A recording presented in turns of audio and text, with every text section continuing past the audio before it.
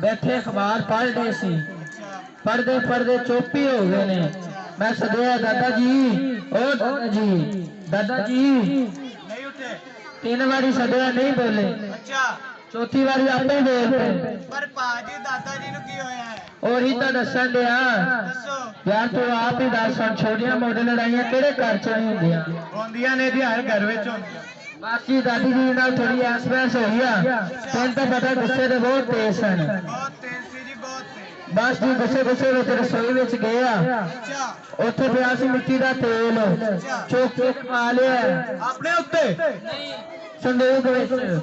ਪਰ ਪਾਜੀ ਦਾਦਾ ਜੀ ਨੂੰ ਕੀ ਹੋਇਆ ਆ ਤਾਂ ਦੱਸੋ। ਉਹੀ ਤਾਂ ਦੱਸਣ ਦਿਆ ਰਸੋਈ ਵਿੱਚ ਲੱਗਾ ਸੀ ਕਿਤੇ ਪੱਖਾ, ਪੱਖੇ ਦੀਆਂ ਤਾਰਾਂ ਸੀ ਨੰਗੀਆਂ, ਜਿਵੇਂ ਹੀ ਤਾਰਾਂ ਨੂੰ ਹੱਥ ਪਾਇਆ ਚਿਮੜ ਗਏ।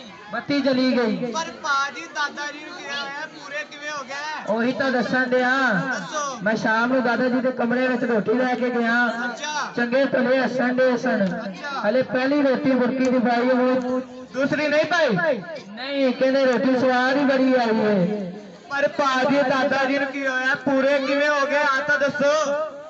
ਹੁਣ ਸਵਾਦ ਕਰਦੇ ਕਰਦੇ 10 ਰੋਟੀਆਂ ਖਾ ਗਏ। ਅੱਗੇ ਤਾਂ 10 ਰੋਟੀਆਂ ਖਾ ਕੇ ਸਵੇਰ 4 ਵਜੇ ਉੱਠ ਪੈਂਦੇ ਸਨ। ਉਸ ਦਿਨ ਨਹੀਂ ਉੱਠੇ। ਨਹੀਂ ਉਸ ਦਿਨ 4:30 ਉੱਠੇ। ਪਰ ਪਾਜੀ ਦਾਦਾ ਜੀ ਨੂੰ ਕੀ ਹੋਇਆ ਆ ਤਾਂ ਦੱਸੋ, ਪੂਰੇ ਕਿਵੇਂ ਹੋ ਗਏ? ਉਹੀ ਤਾਂ ਦੱਸਣ ਦਿਆ ਦਾਦਾ ਜੀ ਗਏ ਵਾਸ਼ਰੂਮ ਨਹਾਣ, ਉੱਥੇ ਕਿਤੇ ਪਿਆ ਸੀ ਸਾਬਣ ਤਿਲਕਣਾ। ਹੁਣ ਤੂੰ ਆਪ ਹੀ ਦੱਸ 90 ਸਾਲ ਦਾ ਬਾਬਾ ਸਾਬਣ ਤੇ ਤਿਲਕ ਕੇ ਬਚ ਸਕਦਾ? ਨਹੀਂ ਜੀ, ਕਦੇ ਵੀ ਨਹੀਂ ਬਚ ਸਕਦਾ। ਪਰ ਦਾਦਾ ਜੀ ਬਚ ਗਏ। ਪਰ ਪਾਜੀ ਦਾਦਾ ਜੀ ਨੂੰ ਹੋਇਆ ਕੀ ਆ, ਪੂਰੇ ਕਿਵੇਂ ਹੋ ਗਏ ਆ ਤਾਂ ਦੱਸੋ। ਉਹੀ ਤਾਂ ਦੱਸਣ ਦਿਆ ਸਬਰ ਤਾਂ ਕਰ ਲੈ। ਅੱਛਾ ਦੱਸੋ। ਦਾਦਾ ਜੀ ਗਏ ਖੇਤ, ਉੱਥੇ ਨੌਕਰਾਂ ਨਾਲ ਲੜਦੇ। ਨੌਕਰ ਕੋਲ ਸੀ ਡੰਡਾ, ਉਹਨੇ ਮਾਰਿਆ ਦਾਦਾ ਜੀ ਨੂੰ। ਨਹੀਂ ਖੋਤੀ ਨੂੰ। ਪਰ ਪਾਜੀ ਦਾਦਾ ਜੀ ਕਿਵੇਂ ਪੂਰੇ ਹੋ ਗਏ ਆ ਤਾਂ ਦੱਸੋ ਮੈਨੂੰ। ਉਹੀ ਤਾਂ ਦੱਸਣ ਦਿਆ ਸਬਰ ਤਾਂ ਕਰ ਲੈ। ਦੱਸੋ ਤੈਨੂੰ ਵਿਚਲੀ ਗੱਲ ਦੱਸਾਂ, ਦੱਸੋ। ਦਾਦਾ ਜੀ ਨੂੰ ਪਿਆ ਦਿਲ ਦਾ ਦੌਰਾ, ਅੱਛਾ ਅਸੀਂ ਹਲੇ ਚੁੱਕ ਕੇ ਗੱਡੀ ਵਿੱਚ ਹੀ ਪਾਇਆ। ਪੂਰੇ ਹੋ ਗਏ। ਨਹੀਂ ਗੱਡੀ ਵਾਲੇ ਨੇ ਗੱਡੀ ਤੋੜ ਲਈ। ਪਰ ਪਾਜੀ ਦਾਦਾ ਜੀ ਨੂੰ ਕੀ ਹੋਇਆ, ਪੂਰੇ ਕਿਵੇਂ ਹੋ ਗਏ ਆ ਤਾਂ ਦੱਸੋ।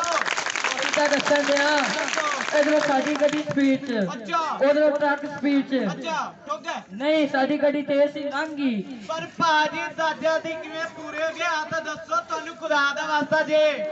ਉਹੀ ਤਾਂ ਦੱਸਣ ਦਿਆ ਦੱਸੋ। ਅਸੀਂ ਦਾਦਾ ਜੀ ਨੂੰ ਜਿਵੇਂ ਹੀ ਹਸਪਤਾਲ ਲੈ ਕੇ ਵੜਿਆ, ਪੂਰੇ ਹੋ ਗਏ। ਨਹੀਂ ਡਾਕਟਰ ਨੇ ਨਬਜ਼ ਵੇਖ ਕੇ ਕਿਹਾ ਤਾਂ ਪਰੇਸ਼ਾਨੀਆਂ ਦੀ ਕੋਈ ਗੱਲ ਨਹੀਂ, ਦਾਦਾ ਜੀ ਬਿਲਕੁਲ ਠੀਕ ਨੇ।